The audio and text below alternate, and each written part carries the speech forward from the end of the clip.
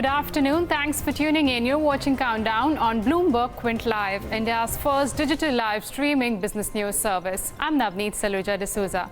Well, these are the top headlines that we're tracking at this hour. Markets extend their gains from Monday. The Nifty has erased all its losses from budget day, and all sectoral indices are trading with gains. Index heavyweights like Reliance Industries and HDFC Twins are leading the gains. The three stocks contribute nearly 95 points to Nifty's upside. Oil marketing companies are trading with healthy gains after crude oil prices slumped into a bear market. HPCL, BPCL and IOC see gains between 3 to 4%.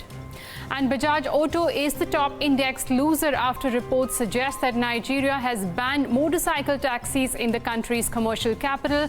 Bajaj Auto gets majority of its export revenue from Nigeria.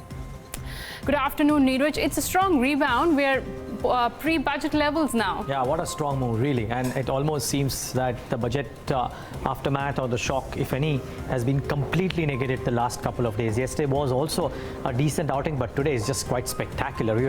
And remember, we talked in the morning about how banks need to participate in the up move because the FMCG space can only take the index up that far, and it was at points of resistances. And I think that's what's happened today. The Nifty Bank is up about 2.28%. Very strong show. Some of the others like Reliance, etc., too, have just stopped falling as much, and all of that is helping the index. Get the heat map up on the screen. I'm sure the breadth is positive, and we'll talk about that later on. But just look at this. So as you can see, stocks like HUL, Nestle, etc. are quiet in the session today. You can't expect trees to grow to the sky, but the bounce back boys are very, very strong. So ITC is bounced back today. We have strong gains in the NBFC pockets. The likes of Bajaj Finance, HDFC, etc. have done extremely well. IOC, I reckon even BPCL doesn't have bad gains to itself. And then you have heavyweights. Reliance Industries is up about 2.5% in the session today. So really strong show put up by that one too. There is ICICI Bank, which is up about 3.5%, and HDFC Bank is up a whole 3%. So if you just pull up the contributors plate, you will see Reliance, you will see ICICI Bank probably, you will see HDFC Bank for sure amongst the top contributors. The HDFC Twins, Reliance and ICICI Bank, those are the top four, and when they move in such strong tandem, it's very difficult for the index to have a tough day, and the index is having a fabulous day. So full marks to the heavyweights today. They are participating and pulling the index up with gusto, and they're also improving the sentiment, I reckon, around the broader end of the spectrum too. Not that they needed too much of optimism, but the last 2 or 3 sessions they were underperforming a little. How are they doing today, Devina? Well, I mean, not to say, but 2 days ago, I think I told you so with regards to the market mood. But yeah, it is an exceptional day of trade today, particularly led higher by the large heavyweights. But the broader market space continuing to do well. They've done well since the start of the year, and they're pitching in today's session as well. I want to quickly take a look at some earnings performances in today's session. So you have Welspun Corp reporting a really good set of numbers. Margins expanded considerably, 12% plus was the margin figure, and I think the stock's up about 6.5%. Aside from that, Deepak Nitrite reported a very good number, but the fact that the stock had already run up in yesterday's trade tempered the mood in the stock price movement in today's session. The stock, I think, is up about 1% or even sub that. It had actually gone into the red before that. In fact, it's down 1.5% right now. Glaxo Pharma, exceptional loss this time, about 661 crores, and the stock's now down about 11.5%.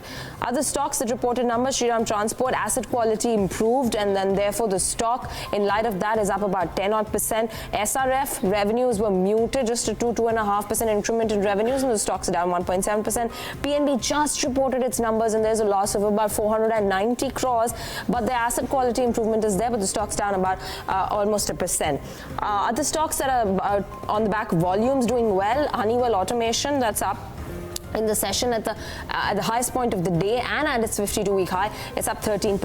Indiabulls Housing, 26 times the last 20 days average. Motherson Sumi, 31 times the last 20 days average. And all of these stocks are doing really well. At 52-week highs is Berger Paints, PVR, which crosses 2,000 now.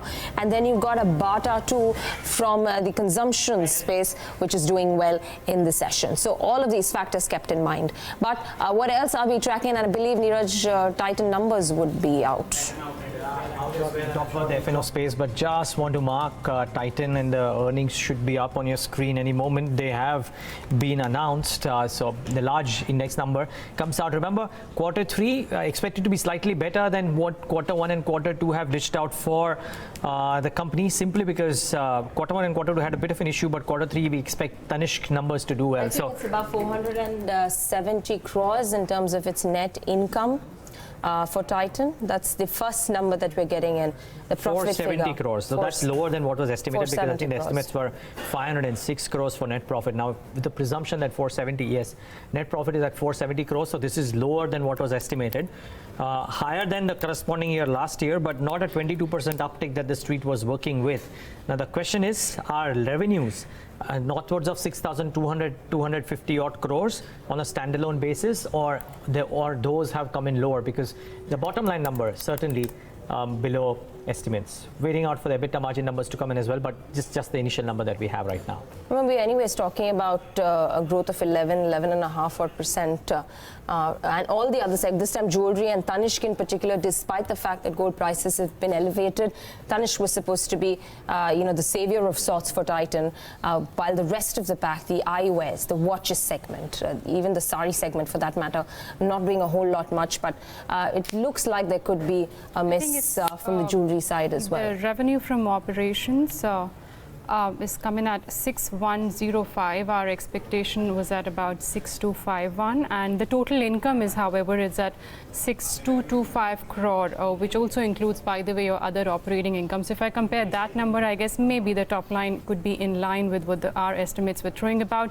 We were expecting some bit of margin expansion to come, margins to come in at about 11.5. Let's see how the margins pan out for the quarter. I think the number is slightly better, Navneet, than what was estimated. Yeah, 11.8 or thereabouts, if I'm not wrong. Just doing the basic math. Yeah, so the margins were expected at 11.5. If it's at 11.8, then it's a good show that they've put up, considering both the first and the second quarter, they've been lowering their guidance from the jewelry business. Remember, that's the business which contributes nearly 80% to their top line, and majority of the bottom line also comes from the jewelry business, which has been impacted due to higher gold prices, which the management has been highlighting in the recent past. And now they've cut down the at least jewelry business guidance to revenue growth of about 11 to 13%. Let's see how that's panned out for the quarter gone by. I think the sales from the jewelry business is coming at 5408 versus 4890, which was there in the corresponding quarter, and it's also higher on sequential basis. In the September quarter, their jewelry sales stood at about 3527, and I think that was market expectation that the jewelry business will be better because it was also the festive season, not to forget. So 5408 looks like a good number. Even the EBIT from the jewelry space is at 701 versus 650, which was there in the corresponding quarter. Margins flashing there on your screen, as Neeraj highlighted. It is at 11.8 versus 11.5, which our poll had thrown up. So it looks like a good number after disappointing and cutting the guidance for the last I think EBITDA quarters. has also increased by about 25% on a year-on-year basis. Net sales, while have gone up 9.4 odd percent, profits up 13%, EBITDA margins at 11.5%, like already highlighted. But it's a good EBITDA number, about 26% higher on the EBITDA front. So operationally also, this is working well for Titan. And the fact that this is such a beaten down stock since last quarter, the stock had come down significantly. You'd seen that big gap down opening post its results. The stock had come somewhere closer to 1150 odd, 1100, 1150 odd. And then from there, for the entire period till now, the stock actually didn't do a whole lot much. And therefore, you are seeing some bit of interest that's coming back into this counter. I think the market probably likes something in the internals and something about the margins, right? Because 3.8% is a top line, not a miss really, but just a small smidge under. But the operational performances looked strong, and I think that's what's aiding the counter for now. 1227 and counting. Decent performance on the operational front, and I think that would probably go as a headline. But yeah, a near miss on both the top line and a near miss on the top line, some bit of downtick compared to what was estimated on the bottom line. There's certainly some cost saving which has taken place, though we are looking at a growth number on top line, but your cost of materials on year-to-year basis has been lower. So 2724 versus 2821. I'm sure raw material as a percentage of sales would have been lower on year-on-year basis. Maybe that could be one of the factors. Advertising, by the way, that's another big expense for companies like these. 141 crore versus 137, which was seen in the corresponding quarter. So almost stable. I think we're getting segmental breakups. So jewelry business income is coming at 5,410 odd crores. The watches income has come in at 625 crores. Eyewear income has come in at 133 odd crores. So that's what you've got in terms of It's a degrowth on watches, overall, which is almost 17% of their top line. That was So almost we were expected. For all of the others except for jewelry, everything else, every other segment was expected to underperform this time. So probably that's something that's showing up. And the fact that any which ways they're not a bulk of the contribution to the revenues, that's fine. That's tight, and let's keep it in the back of the mind right now. 12.16 is where it's at. I think Agam will be miking up shortly to give us a quick debrief on how the numbers are looking, because the initial excitement is sort of petering off. You've got that big pop there on the stock and it's starting to cool off a bit, but 2% there. Agam, what stood out for you in the fine print? Okay, so a couple of things here. Firstly, when it comes to the top line, that's in line with expectations. The margins are slightly better off than what you were working with, an expansion all the same. And the bottom line is a little bit of a miss, but the reason behind that is that the other income in the base quarter is a lot higher as compared to the other income in this particular quarter. Of course, the other income does not come into the calculation of margins, which is why that profit number is slightly lower than expectations. That said, in terms of the growth in your key segments, the jewelry segment has seen an 11% growth, and that is in line with what the company had guided for, between 11 to 13%. Watches, again, a subdued quarter, but that was also already factored in, considering the company had already given us an update on that same, as well as the eyewear segment. So on the whole, there's nothing out of the ordinary except for the fact that there's lower other income, but on an operational level, it's very much in line with expectations. Okay, Agam, thanks a lot for decoding those numbers for us. And it's not a cheap stock. It's still, after the correction that we've seen from September quarter, 1350, 1370 levels, it's still trading at almost 50 times one-year forward earnings. Let's see. They've been conservative. They've cut down the guidance back-to-back 2 quarters, 11 to 13%. Let's see if they can meet now for the current quarter now. Yeah, and I unless I'm wrong, but I think our producer just told me that I think Titan has given a comment just before we get to Bajaj Electricals. I think Titan has given a comment that December wasn't a particularly great month in terms of footfalls. Now we'll try and wait for some commentary to come in. It's there on the terminal. It says drop in footfall across retail formats in December, and the retail growth for jewelry business, but however had remained healthy in the third quarter. I think that was the scenario even in the last quarter. Retail growth has been healthy. Well, so and then let's see if that continues in the month of January and February. It'll be interesting to hear from the management of Titan, of course, as to how the current month is shaping up as well, or January shaped up as well. But let's wait and watch. For now, 2.5%, near about the levels that it was at before the results came in. Okay, keeping up with earnings, we also had Bajaj Electricals, which just reported its numbers. It's a 40% decline in its top line compared to the same quarter last year. Revenues from the EPC segment too have seen a degrowth of nearly 70% compared to the last year. Let's discuss the quarter gone by. We will be having, I think we've got Mr. Anant, who's joining us on the show now, who's the CFO of the company. Hi, sir. Good afternoon, and thanks a lot for joining us. Optically, just looking at the headline numbers, I think it's a degrowth across all parameters. Tell us what went wrong in the December quarter. I would say this is a reflection of the direction what we have taken, because we are given the guidance saying that we'll be focusing on the growth of consumer durable business. At the same time, we'll be having calibrated approach towards our EPC business, where we are not really aggressively bidding, and we are focusing on completing the projects which are on the hand, and at the same time focus on reducing the capital employed in the EPC. So if you see as you said, that the top line, there is a degrowth of 41%, 40.7%, and there is a drop in profitability from 60 crores PAT level to 9 crores. But if you see the segmental number, you will say that the consumer durable is growing well. It is growing at 12.7% for the quarter. Margins are expanded from 6.8% to 7.7% at EBIT level. And EPC, as we are not taking new orders and focusing on the current order which are there, the top line degrowth of 69% from 1401 crore to 423 crores. And there is a drop in EBIT margin from 79 crores to 14 crores. So this is the basically direction the company has already decided upon, and as I said, as far as consumer durable numbers are concerned, we are really happy. We are doing good over there. It was a good season sale for the water heaters in the third quarter, and some of the festival sales which has happened in the third quarter. So since you've mentioned the consumer segment, and before I move on and talk more on the earnings, I just want to touch upon the budget where they've increased the custom duty from 10% to 20% on items like water heaters, table fans, ceiling fans. Were you importing any material or were you importing these goods? Does this move impact a company like Bajaj Electricals?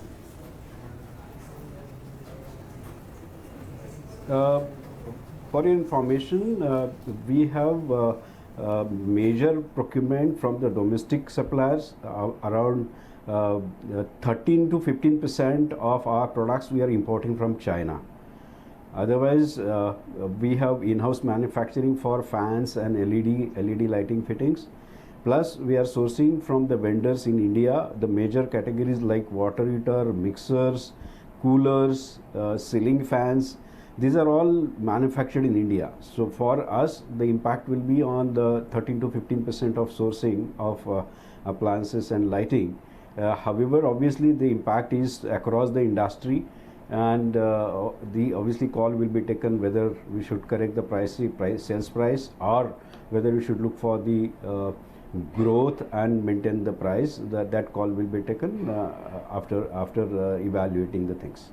You highlighted 13 to 15% of sourcing has been from China. Is there any issue currently due to outbreak of coronavirus then, right, as of now?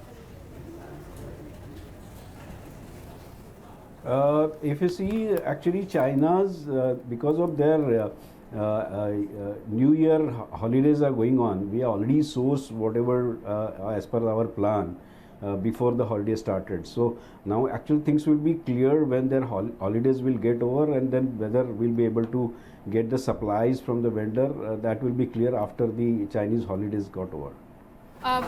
So would this have any sort of impact in the quarter four? Mainly quarter four, as we know, it's a summer products where the fans and coolers, and as I mentioned, the fans and coolers is procured domestically. All ceiling fans are manufactured in India. Coolers 100% manufactured in India.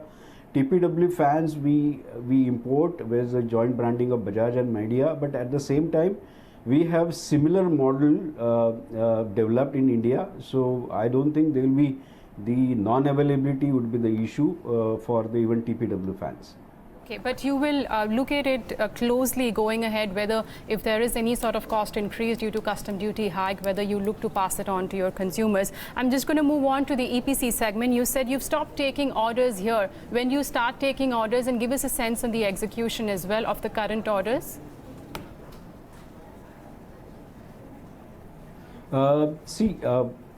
As everybody knows, investors knows that we have three segments in EPC. The segment where we are really stopped the bidding is the last mile connectivity, which is we call it as a power distribution segment, where we take a lot of rural electrification orders, where we stop bidding. However, the other segment where transmission line tower, monopole business, substation business, and the lighting turnkey projects like high mast street light, where we are bidding, and there obviously that business is steady states and the margins are better, capital requirement is lower as compared to rural electrification. Looking at the current order book, we have 1,475 crores of order book as on 1st of January, where the transmission line tower is around 725 crores, power distribution, which is just now I talked about the rural electrification projects, that is 594 crores, and illumination, which is basically turnkey lighting projects, is 156 crores. Okay, so we leave it on that note. Appreciate you joining us and taking us to the highlights of the quarter. That's the management of Bajaj Electricals. It is the EPC segment which has been a drag for them, but overall they're pretty much happy with the consumer side of the business, and the stock has reacted negatively post the numbers. It's up 2%. All right, the other one is Century Plyboards saw its profitability fall by close to 20%. The company recognized 51 crores as impairment value of its assets due to the closure of its Laos unit. Let's discuss all of these aspects as well as what stood out in the quarter gone by with Mr. Keshav Bhajanka. He's the executive director of the company. He's joining us right now. Keshav, thanks very much for taking out the time. Give us the quick highlights of the quarter gone by. I see the EBITDA is also down by about 53%. Leaving aside the impairment charge, how was the quarter? So if we leave aside the impairment, we've actually had a very strong quarter.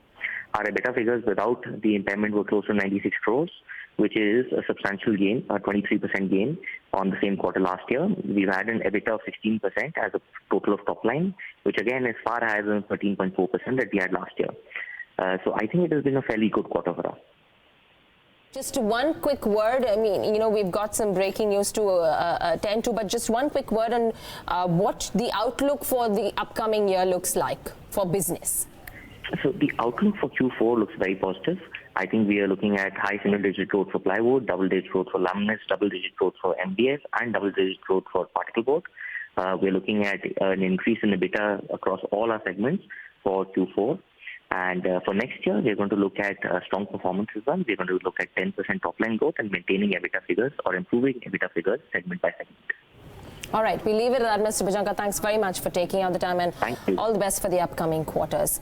Punjab National Bank has reported another quarterly loss today. The state-run lender did see a marginal downtick in its asset quality, though. Joining us now to talk about the numbers is Mr. Rajesh Kumar Yaduvanshi. He's the Executive Director at Punjab National Bank. Mr. Yaduvanshi, thanks very much for taking out the time. Let's talk a little bit more about the profitability as well as the fact that your asset quality has improved a bit. Yeah, in this quarter, I think you must have seen the results. The asset quality has improved in gross NPA also. It has gone down to 16.3%. And similarly, net NPA also, it has gone down to 7.18%. Although with the increase in provisions, around 4,400 crores, there has been a net loss of under 500 crores, 492 crores to be exact.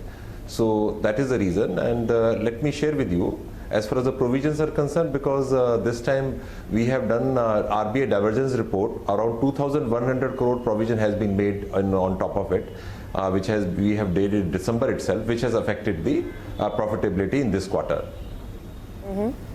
Okay. Can you also talk a little bit more about what are the accounts that you're providing for?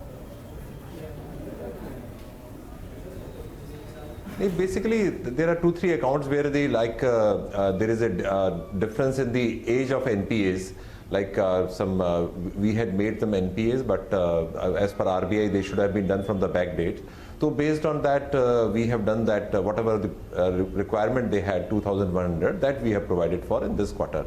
That is the major we have done. And some of the aging provisions, of course, they have been done. So because of that, it is a little elevated as far as the provisions are concerned, which has impacted the profitability in this quarter. Any big accounts that are on the watch list that could slip? Not now. In the future, as far as the watch list is concerned, very few accounts are there. We don't see any bigger accounts. The only challenge remains is that whatever NPAs already we have in the bigger accounts in the last quarters we have had, the aging provisions definitely will be a challenge which we have to meet in the coming quarters also. Mr. Yaduvanshi, the loan growth has remained tepid. You've seen a dip of 2% year on year in terms of your loan growth. When do you anticipate that to pick up? While deposit growth has actually been healthy, year on year you've seen an increment of 8.9%. What's the overall outlook on loan growth? As far as the loan growth is concerned, ma'am, this for March, what we are targeting is at around 4% growth we will be achieving. And in December, unfortunately, because of non-availment by some corporates, the limits were sanctioned. All sanctions are in place, but due to non-availment by some of the borrowers, I think there has been a flat or almost a little negligible negative growth has been there as far as the credit is concerned. But in the coming quarters, especially March, around 4%, and subsequently, we hope to get a good credit growth. segments would contribute out here? Because even in quarter two, Mr. Yaduvanshi, good afternoon, SME, international, corporate, almost everything came off. What do you expect to recover the fastest or the quickest, if at all? As far as you're talking of the recoveries? No, the loan book, when I look at the loan book, even in quarter two, I had the breakup which I had for the last results. Actually, yeah, please carry on. No, actually the main growth is coming from the, as far as retail is concerned. Retail, if you have seen, that has grown by more than 13% in the December. And corporate and of course MSME, if you look at it, there has been some decline on that.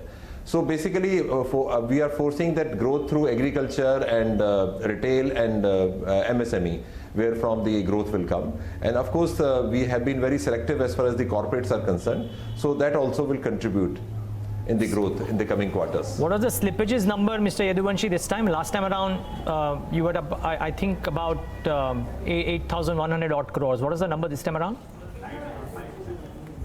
This time the slippage is around 6,600 crores for this quarter. Okay. And total, if you look at it from the 9-month period, it is 15,900.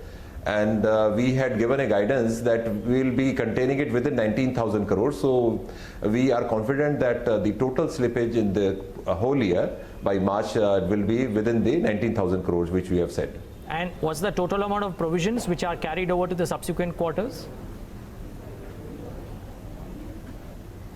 That is around, I think, I don't remember the 1,200 or the 1,200 crores are which from the frauds we have carried forward and which we will be doing in the coming quarters.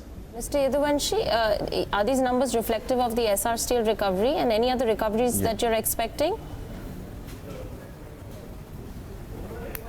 Not SR Steel, of course, has been taken care in the last quarter. And one of the accounts, I think Bhushan Power, we are expecting that in this quarter hopefully we should get that recovery also. So definitely that will have an impact, but it will depend upon the outcome, what will happen. So the SR Steel, of course, in the last quarter we have accounted for. Other accounts are there, Ruchi Soya is there, Prayagraj is there, all those accounts have been accounted for. Okay, what is the total quantum of these accounts which are yet to come in terms of recoveries, and they're likely to come in quarter 4 according to you? Reflect in quarter 4?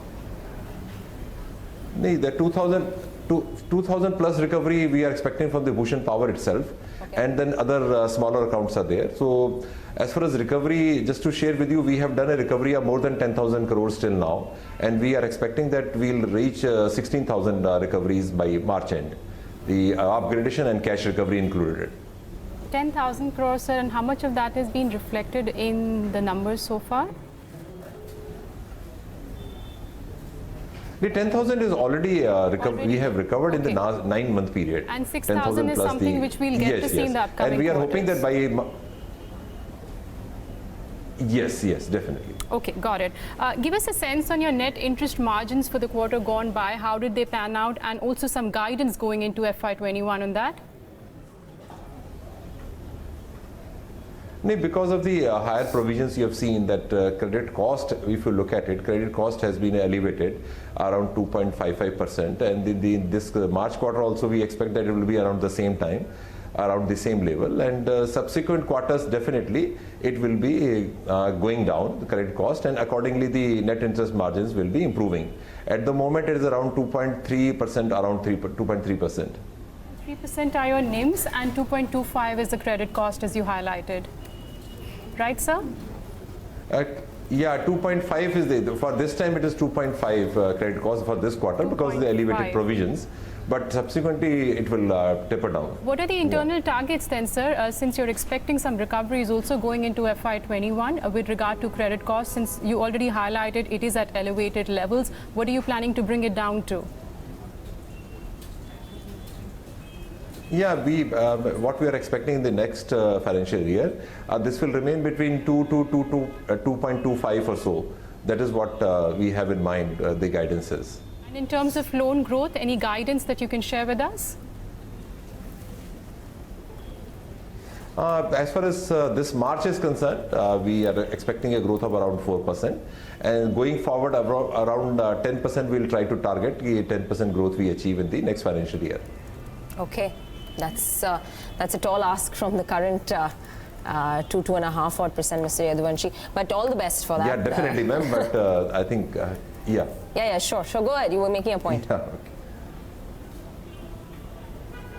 And that's what I'm saying with the planning, as far as I told you, that 4%, because at the moment you have seen it's almost a smaller decline as far as YOY loan growth is concerned.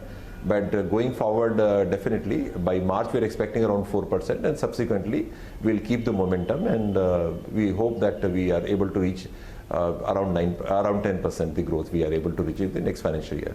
Yeah, we hope and wish that you can clock those numbers. All the best to you, Mr. Yadvanshi. Thank you very much for joining us. Okay. Yeah.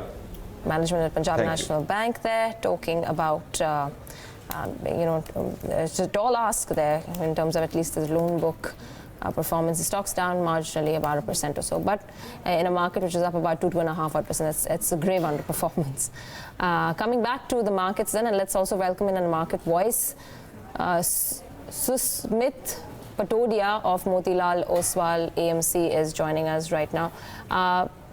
Susmit, thanks very much for taking out the time. Let's talk about your view on the index and the pace of. We've seen this recovery in just a matter of 2 days. It looked like a lot of gloom and doom on Saturday post the budget, but it's very quick to recover. What's the sentiment like? Good afternoon. Thanks for having me on your channel. So the sentiment, I think one of the things that we put out in one of the articles as well on the budget day was that budget has come and gone, and it's mostly a non-event. It did not provide for too much rejoice for the markets, and that's why we fell. Please do remember that Indian markets were outperforming during the entire coronavirus episode, and so the fall on Saturday was a mere catch-up of that. And the recovery that we're seeing today is again global-led. I think as there's a feeling that by this weekend we would have a little more control over the situation. People are feeling a little more risk on. Good afternoon.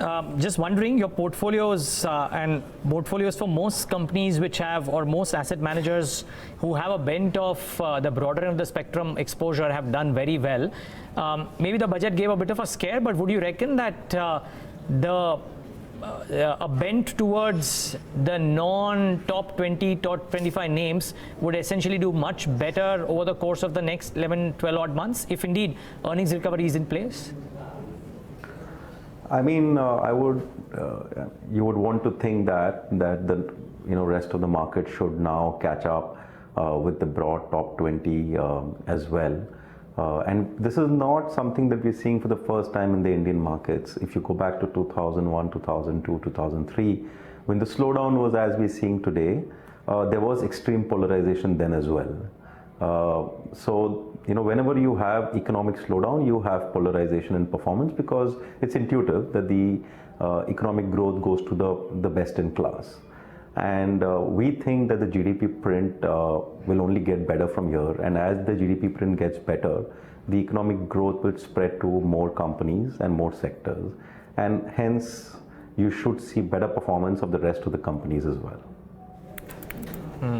Okay. What have you made of earnings thus far, Susmit? I mean, and within your coverage universe or your observatory universe, what space do you think in terms of commentary and earnings has done well enough for the momentum to sustain over the course of the next couple of quarters, at least, if not the entire year?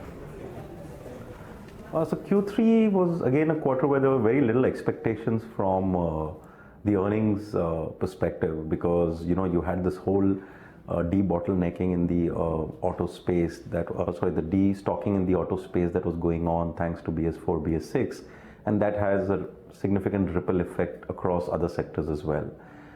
So in that muted expectation, the numbers that have come out for the large caps that we track have been pretty much in line. Some of the consumer companies have done much better than what we anticipated, while the auto companies have been in line. There was not much expectation from them. So I would say overall the domestic facing companies have done okay.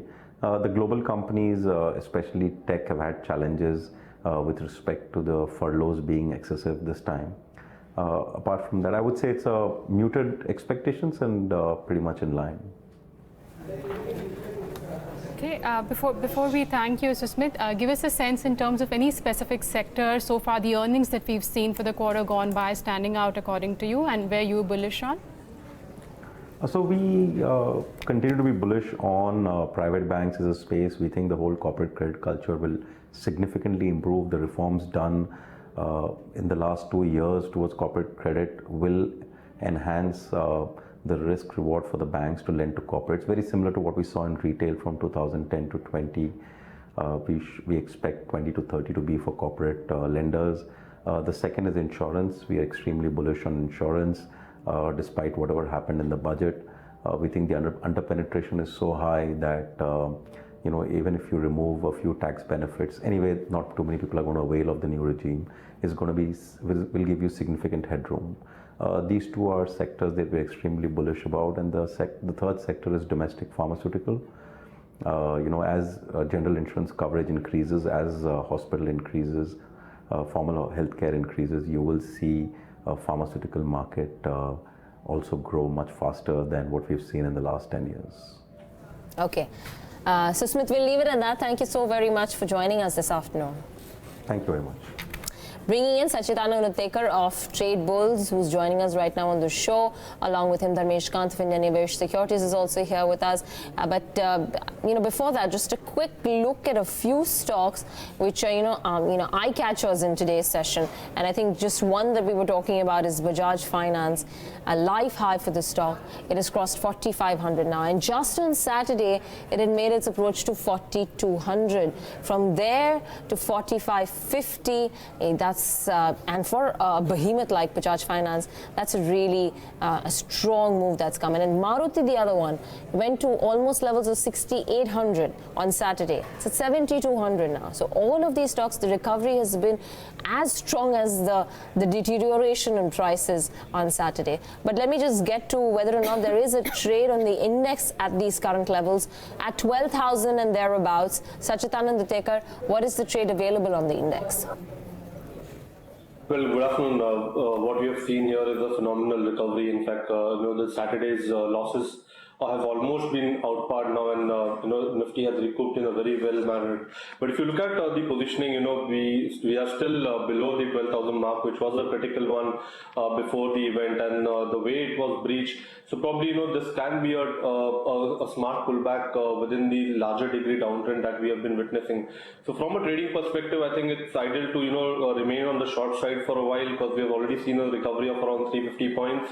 Ideally, this particular move should be participated with a put option, so 11,900 put, which is quoting somewhere close to 35, 32 within this particular band should be accumulated. The stop loss for the trade should be placed at 12, and an expectation of again a swing on the lower side towards say 11,900, 11,850 looks bright. So probably that will give a potential target of close to around 75 to 80.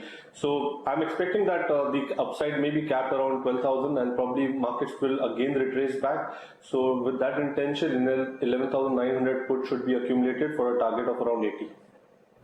Okay, that's the index call. Keep an eye on JSW Energy, that's up 4%. The net profit is at 394 crore versus 146 on year-on-year basis. So it looks like a good growth. Of course, we'll get you the fine print of the numbers if there are any one-offs or no. But Sacchitanand, in terms of any individual stock bets for this afternoon, what are you betting on? Well, on the long short side, United Breweries, the data looks interesting. In fact, it has been closing to the hurdle of around 1,300. But if you look at the OI and the consolidation, it looks like sooner or later we may see a breakout from this particular band. So keeping a tight stop loss at 1285, some long positions should be built in United Breweries for a potential target of around 1330. On the short side, I think we have already seen a phenomenal run in Jubilant Foods, and the stock is quoting into its overbought zone. What we are witnessing here is in the last few trading sessions, we have already seen a negative divergence getting created. The prices are way deviating from the short-term averages. So we are expecting that there could be a cool-off in the counter. So for a potential target of around 1880, short positions should be considered. The stop loss for the trade should be placed at 1956 on futures. Okay, that's a sell call coming in on Jubilant Foodworks. And just focusing back on JSW Energy, the numbers flashing on the screen, it's a degrowth on top line. And as my producer tells me, there are some adjustments for bottom line. There's some exceptional item and also some reversal with regard to taxes. Maybe that's the reason why the bottom line is looking bumped up. And the stock is also petering off from those higher levels. I want to also pull up Titan. We were discussing the numbers just came when we started the show. The stock's at the highest point of the day. Look at the gains. 6 to 6.5%. Remember, it's underperformed the market since the September quarter, and I'm just going by the presentation that the management has given to the exchanges. The company's added about 114 stores with retail space of 173,000 square feet. And remember, this was a time where we were also talking about the slowdown in the economy. The jewelry remains the major segment of the company. 15% retail growth is not a bad number at all. In fact, top line growth of 10%, they have said it's looking subdued because in the corresponding quarter, they had a big institutional order for gold coins worth 200. So if you strip that off, maybe top line growth will be higher. And also another major positive takeaway, the studded ratio was at 27%. Remember, the studded segment gives you a better margin compared to the other jewelry segment. And that ratio is at 27%, which is higher than the previous year that the company had seen of about 25%. However, EBIT margins will slightly under pressure, 30 bips lower on year-on-year basis owing to higher advertising and management agent commissions, and also due to some change in channel mix. But the stock's reacting positively, reason being it's an underperformer and the numbers are looking good. So let's get Dharmesh Kant of IndiaNivesh Securities and get his view on Titan. Dharmesh, hi, good afternoon. It is still an expensive stock. However, the correction was there since the September quarter numbers, but the numbers are not looking bad at all. How are you reading into it? Yeah, good afternoon. See, the texture of this market is wherever the numbers are even satisfactory. I'm not saying, very, out of the world kind of numbers. And the stock has a, history of good governance and good pedigree. They are being rewarded very handsomely. Look at Jubilant Foods or, Bajaj Finance, and Titan is the case in line. The company has been slowly and steadily garnering market share from the unorganized space, and they have been doing it consistently over a period of last 2 years. And the number of new stores being opened up is gaining, becoming more aggressive, and they are capturing spaces in tier 2 and tier 3 cities as well. And now the price differential is hardly any if you buying from the unorganized market. At the same time, the brand value is there. I think Titan, again, going by the momentum play and how the things are happening, if you keep the valuation metrics apart, then this can be run for 10-15% more upside from the current levels. But yeah, valuations does look far stretched because justifying such premium valuation for a growth of 15-16% on the top line doesn't look very you can say fair to the price at which it is trading. But again, scarcity premium is there because others in the same space have seen a big debacle and corporate governance issue like PC Jewelers and all. So this is the only stock to play out in the gems and jewelry segment. So one has to buy it if you want to be invested in this space. Point well taken, Dharmesh. Of course, this has been a beneficiary of GST, or call it demonetization, in terms of gaining market share from the unorganized space. But important to get a technical check also on Titan, considering it has gained 7%. Sacchitanand, on the charts, would you play this now on the long side? Well, we have been on the long side when it comes to Titan. We are expecting that on a broader basis, the stock could scale back to around 1320, 1340 kind of a level. So if you look at the weekly structure, it is contracting well within the a triangular formation, and the basis plays very well around 1200. So from a trading perspective, I think we have already seen a phenomenal move. Probably we may see some resistance getting created around 1285, but definitely on a decline towards say 1255, 1260, that will be an ideal zone to create some fresh long commitments. The stop loss for the trade would be placed at around 1240 from here on, which is the breakout level. Just want to look at IRCTC again, and the stock's at 1371. It's up 10% in trade today, and this is on the back of the last 8 out of 9 days where the stock is gained continuously. I believe this is on the back of some news with regards to CCI saying that there is no abuse of the monopoly position of the Indian Railways. It's probably been given a clear chit on that front, and therefore the reaction to the stock price. But what a phenomenal run this stock has seen, right from levels.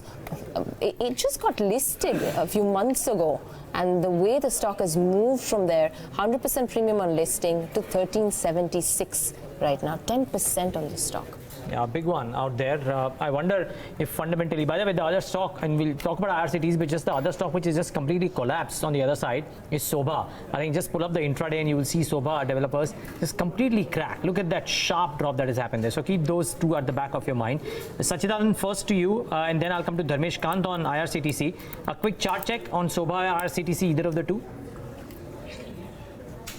Well, Sobha clearly, there is some, weakness. In fact, it is now trading at its critical level of around 395. So in case if that particular level is breached, then, there is a multi-year breakdown which will be seen, and we may see it sliding towards say 355 very quickly. So in case if someone is holding on to the counter, I think, 355 could be the level which could be seen. So probably they can sell the counter and maybe, accumulate it on the lower side.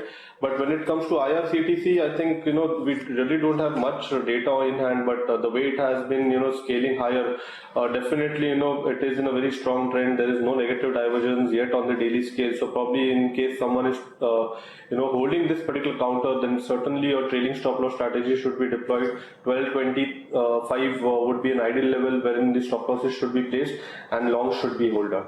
This really goes to question whether, the counter was listed at a steep discount. I mean, valuation-wise as well, a very cheap offer by the government of India, and therefore, right now, with the kind of return ratios that it has, the kind of free cash flow that the company has, the 100% monopoly, as in the market share that it has, at least with regards to the catering business, 75% market share of the ticketing business, and this is just something that's probably a stock which right from day one was considered cheap, and therefore the fact that the free float is also so less is also a reason why you're seeing the price movement and the activity move up that much. Yeah, Dharmesh, is there still merit in trying to own this afresh, IRCTC? Yeah, I think the recent CCI ruling in favor of IRCTC paves the way again that entire thing, nothing can be questioned as of now. So whether it is catering segment or railway booking ticketing segment, so it's their prerogative how much commission they want to charge. When the first IPO was announced, the per ticket charge commission was less, and immediately after announcement and IPO, before the listing, they raised the hike on per ticket. So this again came right. I mean, today if you look at normal railway fares for a long distance of 500-600 kilometers, it is normally 700 to 800 in the range for sleeper class, and for AC coaches it is 2000 to 3000. And if you are hiking 50 rupees, per ticket, you are almost 30 to 40% hiking the net profitability of IRCTC just for ticket sales. So that's the type of sensitivity they have to the earnings potential, and these amounts are very small when you compare to the percentage of commission charged on the actual ticket price. So I think there is no end to it. The company will get re-rated time and again, and the huge amount of money can still be made by investing in this, because if you want to do business with railways, IRCTC is the only window through which you can get to it. So that is it. So you would buy it at the current valuations and the current prices as well, Dharmesh. You're comfortable buying it from a long-term investment perspective. Yeah, Neeraj, I'm comfortable buying it because see, already 3 private trains they have rolled out, and in future they have plans to roll out more. So I think the revenues will keep on climbing, and so will be the case with profitability. So I won't be surprised, say, like by FY21 end, the stock trades at 2000 kind of stock price per share price. So there's plenty of scope for re-rating, and there are plenty of avenues through which IRCTC can raise their income. So those windows are still opening. The other point being is the convenience fee that we've all been talking about, which has already been highlighted. I was reading a report somewhere which suggests that on an annual basis, the kind of ticketing that they do on the basis of that and the convenience fee that they charge, this adds an additional 850 to 900 crores of revenue just from the convenience fee to IRCTC. Yeah, it's an interesting business model and very scalable. So let's wait and watch what happens. But Dharmesh, Kant is happy owning this. Dharmesh, one final question. We have a management coming up of Welspun Corp. Very strong results as well. Did you have a chance to look at them? No, sorry, Neeraj, I did not have a chance. Any thoughts on Honeywell Auto or GMM Pfaudler? Those two are the other two which are doing very well for themselves. I think with the pullback rally, all are getting a thumbs up, but one has to wait, because if you look at the earnings in totality, nothing great has happened so far. I mean, EBITDA level, whatever 10-12%. This I am talking on a more or larger and general scale. Whatever bump up you have seen is primarily because of inventory gains, which most of the companies have accounted for. And since inflation was there, they have taken the price hikes, so blended realization went up, whereas the cost did not went up in Q3. But whereas in Q4, your realization will remain where it is, but the cost will come out. So inventory gains will not translate into inventory, cost, which will reduce your margin. So Q4 would be, really scary for as far as earnings are concerned. So I am taking this rally just as a rally and a pullback thing. We are not recommending our clients to, buy aggressively into stocks as of now. Let's wait and watch for the market. And the other stock, by the way, which has rebounded quite sharply is Motherson Sumi. It's up about 7% in trade. It's at 134. Remember the day the demerger news had come about, where management will be demerging its domestic wiring business. The stock had actually reacted negatively to that news. Dharmesh, not too sure if you've been tracking this particular development with regard to Motherson Sumi, but a quick view fundamentally, considering this has been an underperformer in the recent past, would you take a bet here? No, not really, because if you look at the numbers of Motherson Sumi as far as revenue and earnings are concerned, it has been very discouraging and disappointing for the past several quarters, and the outlook for US also doesn't look very rosy in European businesses. So I think there are many headwinds for Motherson Sumi. Just value unlocking at such a low price when businesses are not doing well doesn't merit a buy to my mind. Okay, Dharmesh, we'll leave it at that. Thanks so much for joining in today and giving us your perspective. Really appreciate your time. As I said, Welspun Corporation saw its revenues rise 20% in the last quarter, what grew exponentially at the bottom line, which crossed the 200 crore mark. Volumes also were healthy. So what's changed for the company to post such strong numbers? Joining us now with that answer is Vipul Mathur, the MD and CEO of Welspun Corporation. Mr. Mathur, good having you. Thanks so much for joining in. And congratulations on a good number. Put this quarter into perspective. I reckon operational efficiencies would have kicked in as well for your EBITDA numbers to expand the way they did. But were you happy with the revenue number of 20% growth? No, it has been a very exemplary performance, by all our entities, and and I'm pretty much happy with the growth what has happened. Can you tell us a bit about it? 20% is in line with what the internal estimates were, and looking at the current order book, by the way, if you can tell us what the order book is also, it will be nice. But looking at the current order book, would you reckon that this is the rate of growth, or can it improve? So at this point of time, we have an open order book of almost confirmed order book of 1.3 million tons, and which is valued at $1.5 billion. Now, this order book is very evenly distributed. We have almost 625,000 tons in India and almost 300,000 tons in America and almost close to 400,000 tons in Saudi. So it's a fairly even order book, and which means it gives us a clear visibility for at least next 3 quarters for sure, or at least in the three quarters of the next financial year. Okay. So I think so that the way the things have been panning out, the way the efficiency has crept in, the way we are focusing on our asset utilization, and the way they have performed, all the entities have performed. And if you see, it is very noteworthy to see that we did almost 473,000 tons of production in this particular quarter, which is the highest ever we have done in the history, and even there's 428,000 tons of sale. So it has been a sort of a record quarter for us in all sort, and I think so with the momentum what has been built up, it is our expectation that we would like to maintain around that. Would this orders that you have across the regions have a simple pass-through for any spike in costs, and what would the IRRs or the margins be on aggregate for the order book that you have at hand right now, Mr. Mathur? So as you know, the major component in our order is the steel component of it, and that's a complete pass-through. Only in our Saudi orders, to a limited extent, it was, it is not a pass-through, but I think that has also been mitigated to the extent of 95% at this point of time. So all that what we have now is a confirmed order book, a confirmed profitability, confirmed margins in place, and it is all about operational performance, deliverance, and capturing that revenue. So you would presume, or you would be able to tell us, Mr. Mathur, that would the margins stay northward of this 12% mark? You've clocked in 12.7 EBITDA margins, I reckon, in Q3. Would they stay? Would that be a base case now, 12% odd? So in our case, you have to understand that the margins is also a factor of product mix, right? If the product mix is similar, which means that oil and gas servicing versus water servicing versus project servicing. So there is a variability to that, but broadly speaking, I think so we should be in the same range. Aggregate, I mean, you might miss it a quarter here, a quarter there, but on aggregate, 12% is a safe assumption? Absolutely. Okay. Absolutely. Okay. The other thing is, you have visibility for 3 quarters, but I'm presuming you're not sitting on your hands. You would be vying for new orders as well. Are you L1 in some orders? Are you expecting some large orders to come in as well? Can you give us some sense about that? So let us say in the US, which is our, in the US, we have a sort of an order book which is taking us to the 3rd quarter of the next financial year, number one.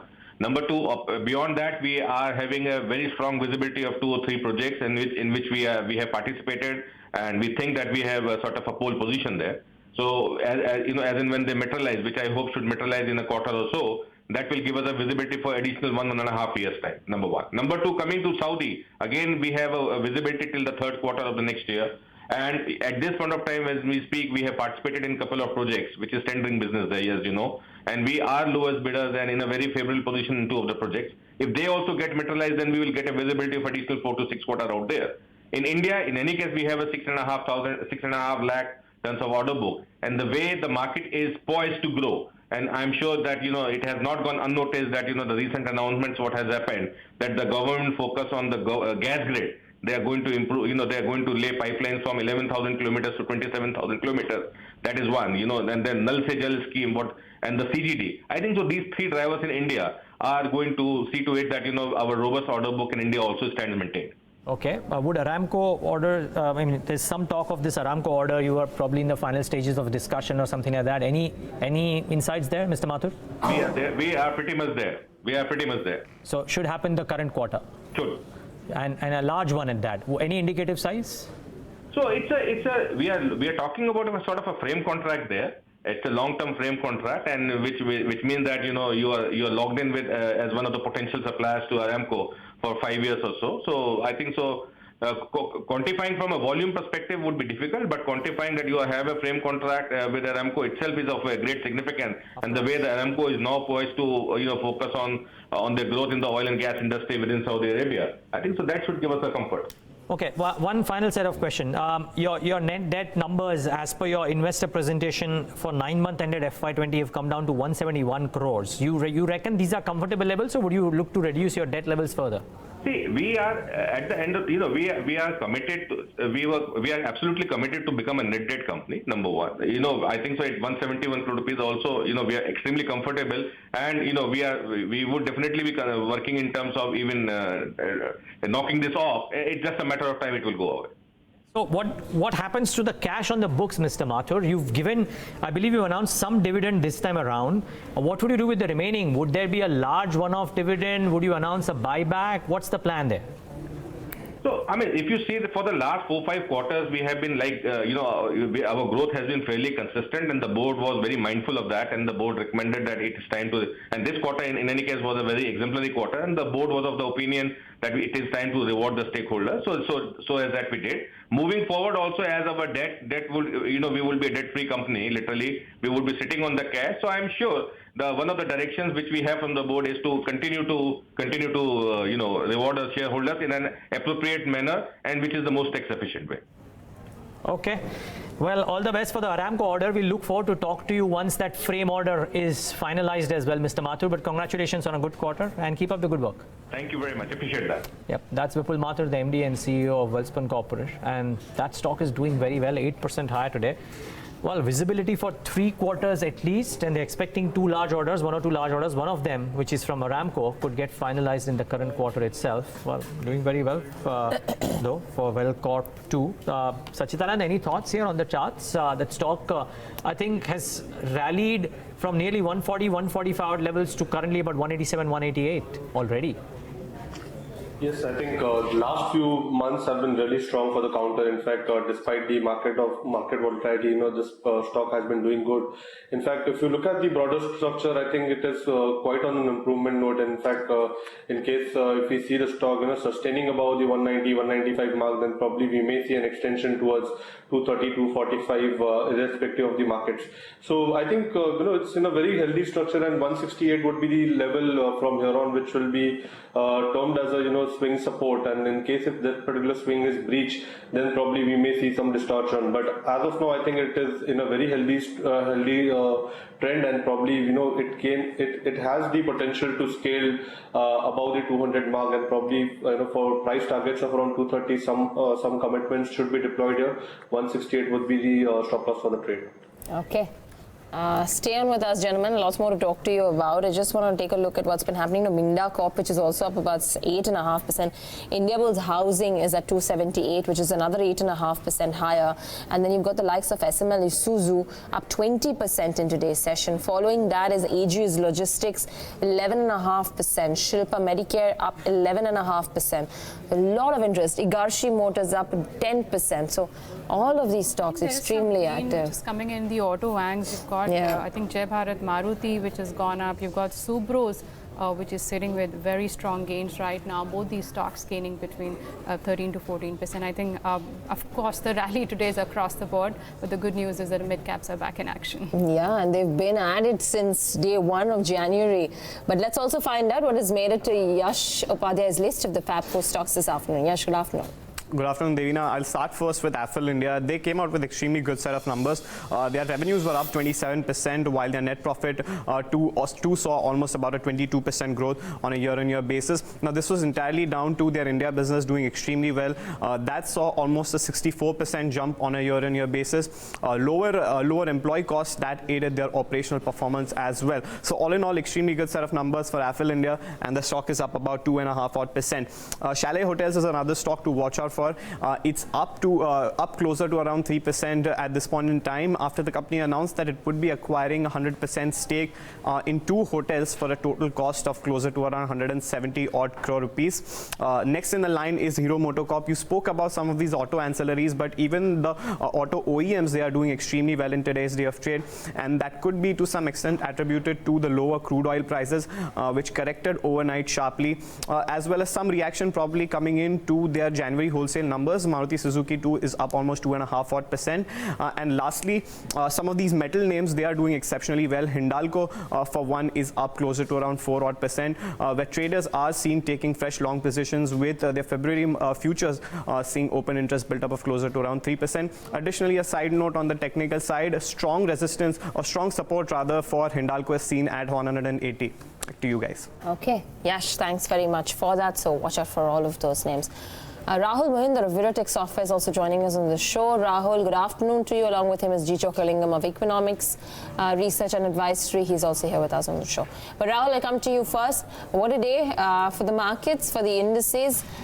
Almost, trying to rescale those losses that we created on Saturday afternoon. What's your sense as to the direction of the market and the overall structure, whether or not it's going to be buy on every dip or a sell on rise? It doesn't look like a sell on rise as of now, at least. I think, good afternoon, first of all. I think you phrased that question so aptly. We are really struggling to just get to the highs of, the budget trading day of Saturday. And even this up move that we are seeing, we have to give cognizance to the fact that none of the major heavyweights, or majority of the major heavyweights, and I'm talking about the likes of a Reliance or an ITC, are yet to even claw anywhere close to the volumes they clocked on a Saturday budget day. So I think, A, the breakout is not good enough to call this a breakout even. So it's really a relief rally in my opinion.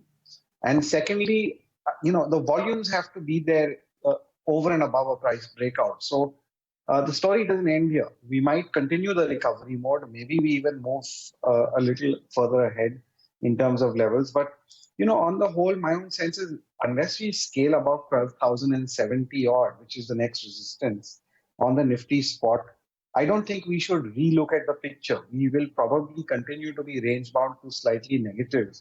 And really one has to wait and watch. This is an interesting phase of the market.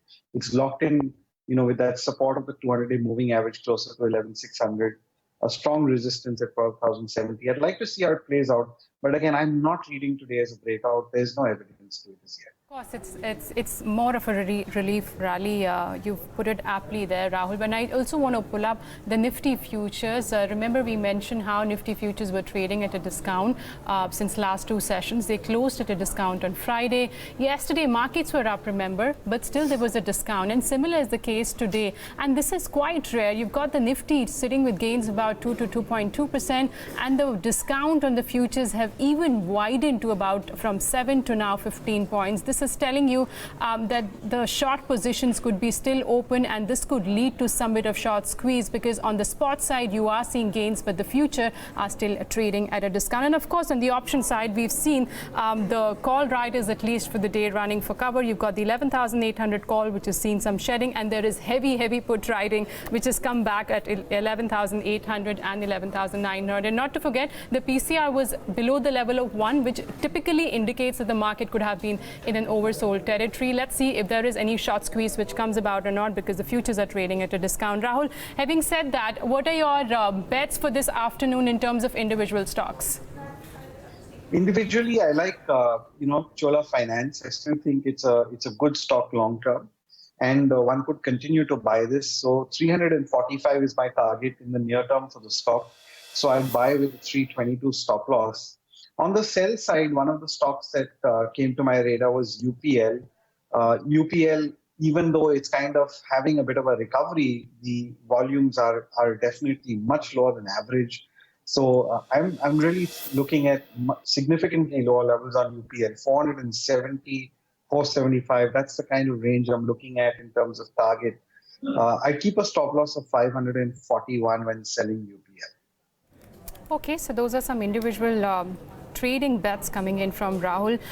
Yash was mentioning about the metal space. Pull up the Nifty Metals Index. That's your top sectoral gainer right now, sitting with gains of over 3%. Remember, this was the space which took a hit due to coronavirus. We were seeing correction coming in across commodities. So there is a strong rebound when the markets have also taken a U-turn and support at 200-day moving average. Stocks like NMDC, remember in the international market, iron ore prices were falling because of coronavirus. You've got JSPL, which has rebounded sharply today. That's up about 4 to 4.5%. Tata Steel is up. Steel Authority is also up. Rahul, I want to come to you on the metal space. Is there anything specific, according to you, which at current levels could be indicating any sort of breakout, considering this was a space pre-coronavirus when we just started the year? This was a space which was seeing some bit of traction. See, let's talk about some heavyweights to start with. Let's look at a Tata Steel, for example. I think medium to long term, if you're investing into the stock, it's a fairly good one to be in. And, keep your stop loss below the recent lows it made of around 410. So my sense is, from that perspective, there's no big issue. But are we looking at a breakout, as you put it? Not yet, maybe. There's a lot of resistance around 465 odd on Tata Steel. We need to get past those levels. But in the main, these are definitely a lot more positive. Metals as an index is more positive than the bank Nifty, for that matter. I mean, something like an SBI or an ICICI Bank is nowhere even close to Friday or Saturday highs.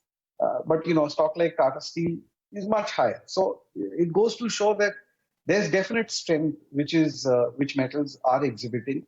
And that's not just with Tata Steel. You look at most of the metal index heavy stocks, they look much better than banking. So from an index perspective, yes, I would lean towards looking at metals on a slightly more positive note. Okay. Mr. Chokkalingam, just want your sense on the numbers so far that we've seen, particularly from the specialty chemical space. Today's session, not much of a reaction to the numbers of Deepak Nitrite or SRF for that matter.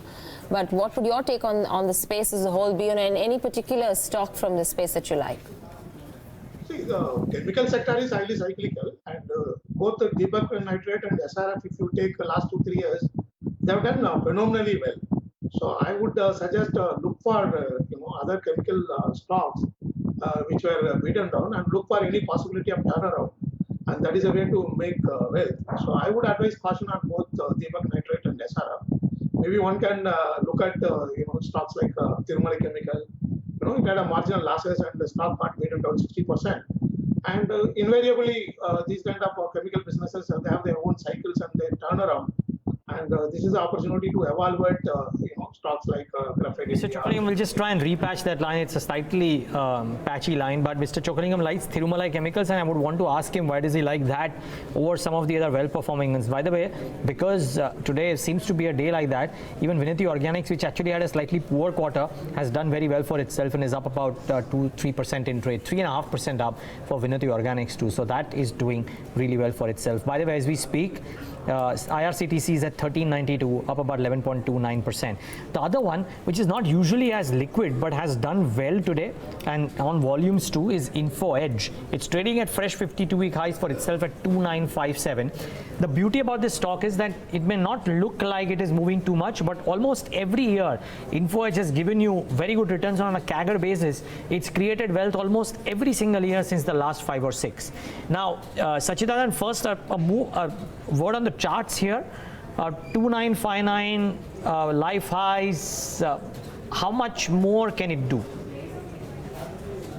Well, the structure, there's no doubt about it that it has been in a very strong secular uptrend, and the way, last few weeks have been for the stock, I think, it has been phenomenal despite of the volatility. The breakout, which happened close to around 2700, it has been sustained. We saw a very smart pullback exactly near to the breakout level, and the stock is rebounding. So this is a classic case of a very strong, healthy uptrend. And definitely, in case someone is holding on to this particular counter, they should ride on to it. If you look at the formation from the base of around 1800, what we are observing is a flag formation breakout, and I think the targets for the same are placed somewhere close to 3200, 3300 in that zone. So definitely, one should hold on to the counter. There is no weakness which has been seen. Any declines should be healthy for the counter and should be accumulated. Overall, 2700 or slightly lower, 2680 would be the stop loss for the entire setup or this particular momentum that we have been seeing. But definitely, it should be on the long side and should be held in the portfolios. Okay, I think Mr. Chokkalingam is back. Mr. Chokkalingam, sorry, you were making that point about Tirumala Chemicals. Can you tell us why do you like it? And part 2 then, is it such a good stock that you would ignore some of the other well-performing specialty chemical names? Let me clarify. I don't like Tirumala Chemical. I am not recommending a buy right away. What I meant to say was that these chemical stocks are highly cyclical, and the best way to buy them is when at the bottom of the business cycle. When they are quoting at the bottom of the business cycle, the stocks are available at higher P, 14, 15, 20 P also, but stock price points are very low, and that is a way that is a secret of wealth creation in the chemical space. These two, Atul and SRF, that is the way I found out 3-4 years back. Of course, I was unfortunate to exit early. So therefore, I was quoting the example of Graphite India and Tirumala. Now, if you look at Graphite India HEG, people who bought at the peak of the business cycle and peak of the stock market, they burned the finger to the extent of even 70%. So now the reverse is happening to such stocks. They are now beaten down 70%. Even Tirumala Chemical is beaten down 55-60%. So I just wanted to say that this is the best time to study these stocks and look for possible turnaround. Look at their product prices and take a view whether how soon they can turn around. And that is a way to pick up and make wealth, particularly in the chemical sector, because the last 2 decades, if you look back, this is the sector which is known for creating phenomenal wealth and also for destroying wealth. The typical example is recently HEG. So that's what I was trying to explain. We don't own Tirumala Chemical. We have not recommended. We don't own. Okay. Mr. Chokkalingam, would you buy a Bajaj Finance currently at these valuations? No, which NBFC would you buy? I will not buy Bajaj Finance. Definitely I would look at a beaten down stock like Aditya Birla, for that matter, L&T Finance, or PNB Housing Finance, which is trading at just one time adjusted book value, and the stock is down 70%. and 81% of the lending is from the retail sector. So that gives me a lot of confidence. I think the worst is getting over for PNB Housing, which also high beta stock. When it rises very fast. So I would have a strong preference for PNB Housing. Okay, a strong preference for PNB Housing there. In today's session, it's up about 1% or so. Also, just taking a quick look at the other big movers in trade, and Mr. Chokkalingam, because of the fact that we've seen crude oil prices coming off so sharply, do you feel from a short to medium term perspective, companies dependent on crude and crude derivatives, which will likely benefit from this move, should be a part of the portfolio? I'm talking about paint stocks, maybe aviation stocks, maybe tire stocks. Yeah, very interesting question. I would not suggest aviation stock because most of these domestic airline companies, they have 20 to 25% exposure to international travel segment, and you know what is happening there.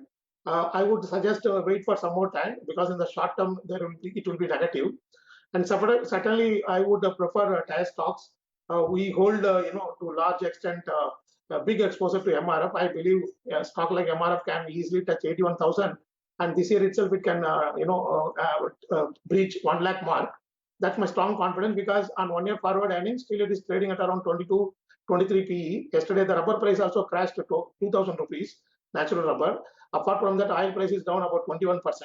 So this is one segment I feel there will be a lot of opportunity. And lastly, I would prefer a stock like even HPCL. The stock is down from 320, around 320 to 230 in a matter of last 2-3 months. And I believe the OMCs also will be a big beneficiary. I don't think the oil price can spurt. It can stay around the $54, $55 Brent oil for another at least 2-3 months. So in the short term, there will be a good trading opportunity or short-term investment opportunity in stock like HPCL. So these are the two segments I would prefer to play on cheap oil. Okay. Got that. Stay on with us, gentlemen. Lots more to talk to you about as well. But it's time now to get in a check at what dealing rooms are recommending. Darshan Mehta is here with his channel checks. Darshan, good afternoon. Good afternoon. And the stock of the day probably will be Titan. It's up 8%. Extremely strong set of numbers.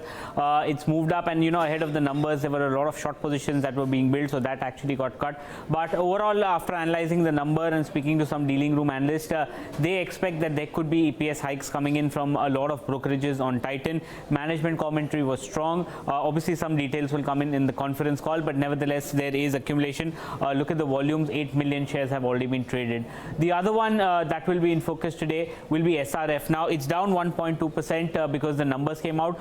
Nothing spectacular in the numbers, but remember, SRF always, tends to react very widely post the conference call. The conference call is there today at 3:30. Dealers anticipate what they want to know much more about what's happening as far as the chemical business is concerned, whether they are raising guidance there. So that will be important, and whether they are supplying any of the drugs, chemicals or drugs for this coronavirus that's been spoken about. So the commentary from SRF management becomes extremely important. And one stock which is down today, 3%, has recovered at one point of time, was down almost 7 to 8%. Some of the domestic funds are seller. There seems to be a little bit of worry ahead of the release of the Form 483 for the Bangalore API facility. There were 5 observations, but nevertheless there seems to be some bit of issue or concern what will come out on those 483 details. So that is one counter in which there seems to be some bit of selling in today's trade. Right, Darshan, thanks very much for that. Those are some stocks to keep in mind. A trading call, Rahul, Mohindar, on any of these stocks? Darshan mentioned SRF on that one, as well as Deepak Nitrite. Any of these names? I think you have to look at these slightly longer term. It's very hard to, just restrict yourself to a trading move only. SRF, of course, as we've seen, the stock's really done exceptionally well. And what we're seeing in terms of price action today is an extreme high point, an extreme low point. And, we've kind of covered a lot of distance here. So my whole thing is, are we heading to a bit of a correction before, the stock makes another move up? And a correction is quite warranted because A, the volumes today are exceptionally high. B, the volatility is very high. And the resistance at about 3,900 is something we have to bear in mind. So if you're looking at entering the stock, I think, closer to 3,500, 3,600 is the earliest I would think. At this point, I don't think I would go in and buy even for a trading. Okay, that's SRF for you, which is down about 1.3%. Some important stocks to keep tracking. Pull up DLF. I think this one will be coming out with its numbers tomorrow. Of course, there is strength across the board and how realty stocks were, beaten down on the day of budget. So they are seeing some bit of recovery, and they are also your last 1 year outperformers. But the other one is TVS Motors, which is trading weak in a strong market like today's. And this one too will be coming out with its numbers today. It's almost at the lowest point, down about 3%. Sacchitanand, you want to come in here on any of the stocks? Do you see trade either on TVS Motors or on DLF? The data, looking at the data, I think TVS Motors looks very interesting. In fact, if the stock had been consolidating, and if you look at the shift in position, the max pain has shifted to 460. We have a strong support at around 440, but if you look at the corresponding RSI value, it has been dropping down. So probably, there is some weakness which is getting created, and probably we may see a swing towards say 390, 405 kind of a zone. So I think, from a trading perspective, some short positions can be considered ahead of the results. The stop loss for the trade should be placed at around 458. The futures is quoting somewhere close to 447, 448, so a slightly higher stop loss. But looking at the data, probably we may see some negativity coming in this particular counter, and the downside could be open right up to say 390, 400 kind of a zone. 390. Let's see how the numbers pan out and how the stock reacts to its numbers, which come out today anytime now. But just 10 minutes to go for markets to shut shop. So let's get you some closing strategies from our techies. Rahul, coming to you, any BTST or any STBT for tomorrow?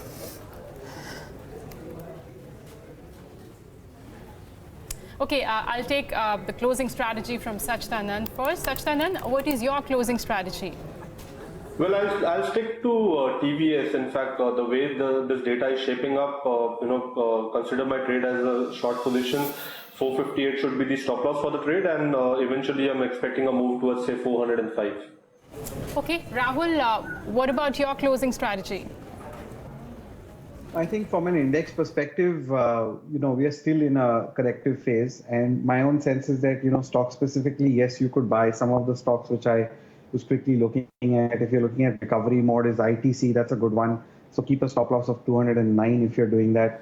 If you're looking at amongst the other ones, Castrol is another one which has been on a charge. So there too, I see continued strength.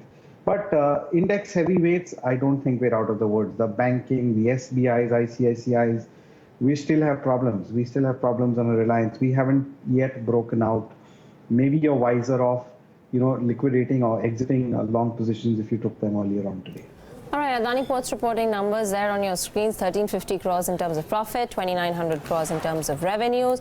Revenues have come in lower than expectations. Our report suggested 3034 crores as revenue. It's come in a good 100 odd crores lower than that.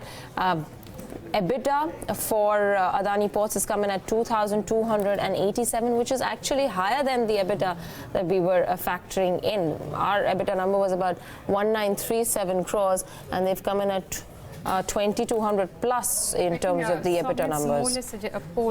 His mail is suggesting 1853 is the EBITDA versus 1843, and the margins for the quarter is at 63.85 versus 65.2. So there is definitely some contraction with EBITDA margins. Yeah, but the revenues are up 11%, and the net profit on the standalone basis. That's up 123%. Well, it seems a bit off. 123 odd percent. 1409 is, strange moves there, but that's the basic numbers, and 2,900 odd crores in terms of revenues, Q3 FY20. It's not too bad. Maybe the terminal is some other calculation, because the EBITDA on the terminal shows about 2,287 crores in terms of EBITDA. We'll see internals of this once it comes up, but there's no major reaction to the stock either. It's about 373 odd crores on Adani Ports. Do you track this one, Mr. Chokkalingam? Adani Port? Yeah. It's a great company, no doubt about it. I mean, what I like from this company is that, despite the global trade correcting and India's trade also correcting, particularly exports as well as imports, this company has been posting growth year after year. last 3 years we have seen external trade being very weak, whereas this company is still able to grow. So I would like investors to consider this stock for the long term. So whenever there is any small correction, that can be used to accumulate, and one can hold it for long term. Okay, long term is the call there on Adani Ports. Anything else, Mr. Chokkalingam? One last word from you in terms of a stock that you like, that you would like to recommend? Yeah, I would suggest Dhampur Sugar. Very interestingly, yesterday we saw ISMA data on sugar output across the country. Across the country, the sugar output is down about 24%. This is the first time, I've been tracking for quite some time sugar industry. This is the first time only in UP state the sugar output is up 4-5%. In all other states, the sugar is down, and anywhere from 15 to 60% on year-on-year basis, which is too good for UP-based companies. Yes, there is a negative development on power tariff being reduced for co-generation of power, but the UP companies will be able to make much more profit in sugar segment and outweigh the loss in power segment. And because this is the first time they would be able to sell a larger quantity of sugar, since all other states do not have enough sugar. So therefore, I like Dhampur Sugar, and I would strongly recommend Dhampur Sugar. Okay, that's Dhampur Sugar, which is Mr. Chokkalingam's pick. Thank you so much for joining us this afternoon, Mr. Chokkalingam. Rahul, just leave us with your closing thoughts for tomorrow, and what will you be watching out for in particular? We've got a close somewhere around 11,080 or 980 odd. Any crucial levels to keep in mind for tomorrow? I think just from a tomorrow perspective, on the upside, as I was mentioning before, 12,070 is the key level if you're looking at the Nifty spot.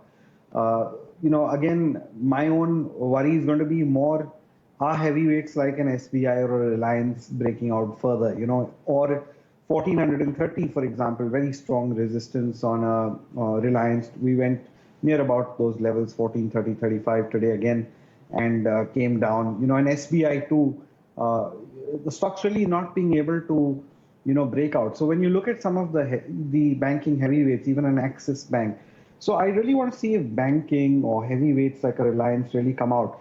I do expect some of the defensive pharma stocks should continue to be positive. So the likes of a Cipla or a Dr. Reddy or an Aurobindo or an ITC, if I could add defensive to that list, will continue to play out. And again, it's showing in the behavior that this is still being read as relief rally correctly. So I think, I would wait for a few days before I call it a breakout.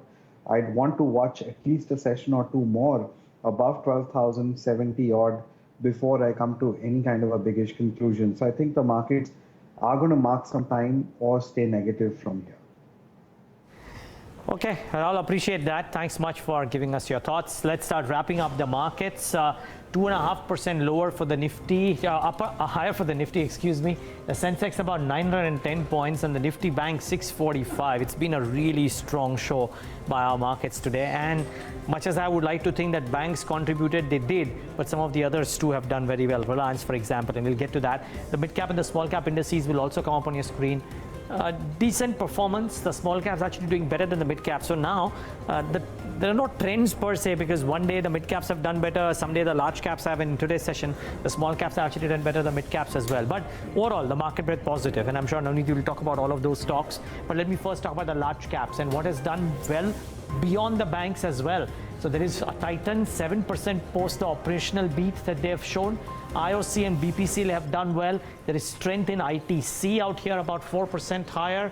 Tata Steel, GAIL, a clutch of these names have done well. From the financials, I think HDFC and Bajaj Finserv make it to this list, though finance too has done very well for itself in the session today.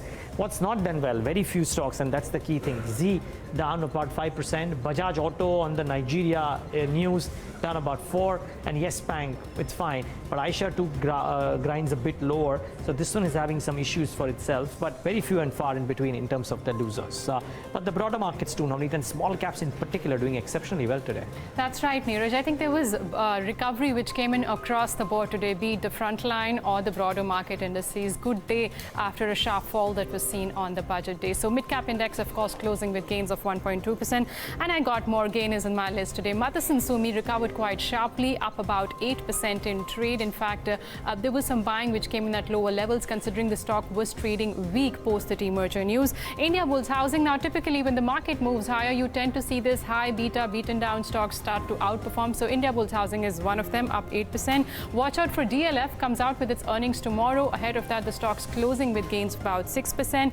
And what a move Shree Cement has had. The stock's at live high levels. It was up 5%. And this morning we had notes coming in from Goldman Sachs and Morgan Stanley stating how cement companies have been taking price hikes. NMDC, the metal space, rebounded today. And you got NMDC, which is closing almost at the highest point of the day. And also Piramal Enterprises, some news bits also coming with regard to asset quality and how they're looking to unlock value in their pharma business. And as a result of that commentary, you did see the stock rebounding from those falls of about 7% in yesterday's session. Auto Angs rebounded. So Subro, Jai Bharat, Maruti were the two stocks which gained substantially. Subro's gained about 13% and Jai Bharat Maruti is closing with gains of about nearly 16%. You also had something like Honeywell Automation. I don't know how liquid the stock is, but it's been trading at live highs and finally closing with upper circuit of about 20%. Just handful of losers. Godrej Consumer didn't do well. That was down 2%. PNB came out with the numbers. They posted a loss, though there was an improvement in terms of asset quality, but still the stock's closing with cuts. Soba also fell in the second half of the session. There was some selling pressure which came, and that's closing with cuts of 7.5. Manappuram today fell because of the bulk deals from Bearing. They exited almost 5%, and as a result of that, it was down 6%. And lastly, Excite came out with the numbers. Remember, Amara Raja has been outperforming in last 2 quarters, but that's not been the case with Excite. Look at that. The intraday chart will give you a sense as to when the numbers came, how the stock fell by about 3 to 4%. What a day it has been for the Indian equities, 11,982. We would have been happy if it was just 18 points higher and we would have crossed over 12,000, psychologically at least. But this is also not a bad day at all. 274 points higher for the Nifty 50. Nifty Bank contributing about 655 points. And you've got Sensex comfortably above 40,700. Individual contributors, obviously, these are all your larger heavyweights that have contributed today. Your HDFC twins, Reliance Industries, 35 odd points amongst the 285 odd points gained by the others as well. Losing out in today's session is Z, Bajaj, but very marginal losses. All right, so those are your Nifty contributors, but the broader markets also participated. So if you look at the market breadth for the entire listed universe, of course, we've been highlighting how the indices have closed in the green, but look at that buying sustained throughout the session today, and the ratio was almost 2:1 and slightly higher than that, clearly in favor of the advances. And also, volatility index has been cooling off, and today it cooled off quite substantially, closing at levels of 14.3 with cuts of 9%.